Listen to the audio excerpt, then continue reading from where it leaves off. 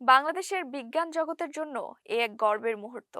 প্রথমবারের মতো আন্তর্জাতিক মর্যাদাপূর্ণ স্পিরিট অব সালাম অ্যাওয়ার্ড পেলেন একজন বাংলাদেশী।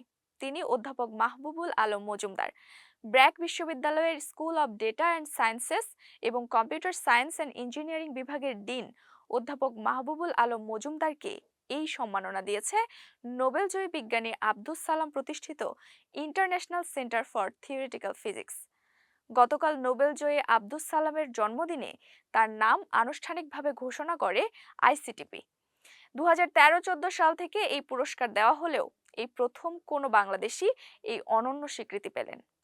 আইসিটিপি জানিয়েছে, বাংলাদেশে বিজ্ঞান ও শিক্ষার ভিত্তি শক্তিশালী করা, গবেষণা ও উচ্চশিক্ষার পথে বাধা দূর করা এবং বিজ্ঞানকে সাধারণ মানুষের কাছে পৌঁছে দেওয়ার ক্ষেত্রে অধ্যাপক মাহবুবুল আলম মজুমদারের অবদান সত্যিই অসাধারণ। শ্রেণীকক্ষের বাইরেও তার ভূমিকা উল্লেখযোগ্য।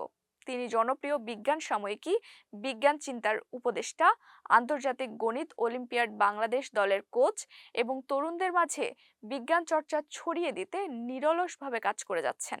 বিশেষ করে আইসিটিপির ফিজিক্স উইদাউট ফ্রন্টিয়ার্স কর্মসূচির সঙ্গে তার সম্পৃক্ততা বাংলাদেশের বিজ্ঞান জগতে আন্তর্জাতিক সম্মেলন ও কর্মশালার নতুন দরজা খুলে দিয়েছে। এই সম্মাননা নিয়ে অধ্যাপক মাহবুবুল আলম মজুমদার বলেন, এই পুরস্কার শুধু তার একার নয়, বরং বাংলাদেশের শিক্ষার্থী ও বিজ্ঞানীদের পরিশ্রমের স্বীকৃতি। এর মাধ্যমে বিশ্ব জানতে পারবে বাংলাদেশের তরুণেরা কতটা মেধাবী ও পরিশ্রমী। উল্লেখ্য, নোবেলজয়ী বিজ্ঞানী মোহাম্মদ আব্দুস সালাম ছিলেন বিজ্ঞানের নোবেল পাওয়া প্রথম মুসলমান। তিনি 1964 সালে ইতালির ত্রিয়েস্তে আইসিটিপি প্রতিষ্ঠা করেন, যা আজও উন্নয়নশীল বিশ্বের বিজ্ঞানীদের জন্য আলোকবর্তিকা।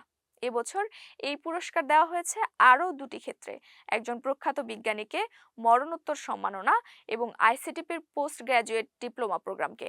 তবে বাংলাদেশের জন্য সবচেয়ে বড় খবর, প্রথমবার স্পিরিট অব সালাম অ্যাওয়ার্ডে বাংলাদেশের নাম।